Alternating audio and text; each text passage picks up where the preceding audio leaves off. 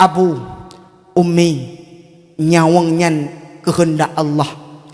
tekedi malamnya getruh malik mawat getarik nyawang getanyo tanyo tawa ba Allah nyo malamnyo laju taluk lam kuburan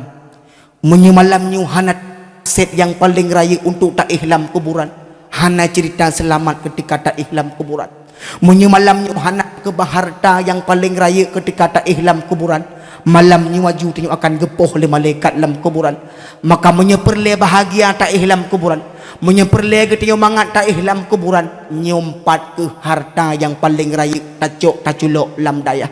malam nyolong pengat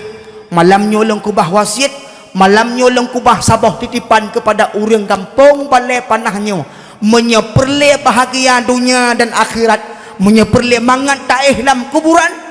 anu urannya cok intat badayah modali mereka dengan ilmu agama Allah nyo anak miet nyo mi tengah malam di berdoa kepada ketanyo yang kahanali tawaba Allah akan terwatir tak ihlam kuburan gepoh li malaikat gesiksa li malaikat tapi tengok na anu yang lam dayah na anu yang bak balebet yang manteng itu cara doa kepada ketanyo orang si yang manteng mufhum kiban cara doa yang butuh kepada mak dan kepada ayah nyo jara anu yang dileung dimulakai ba Allah ya Allah maklun ya Allah nepa ampun dosa maklun ya Allah nepa bahagia maklun ke ihlam kuburan ya Allah nepa jet maklun sebagai aswa syurga drone ya Allah bener yakin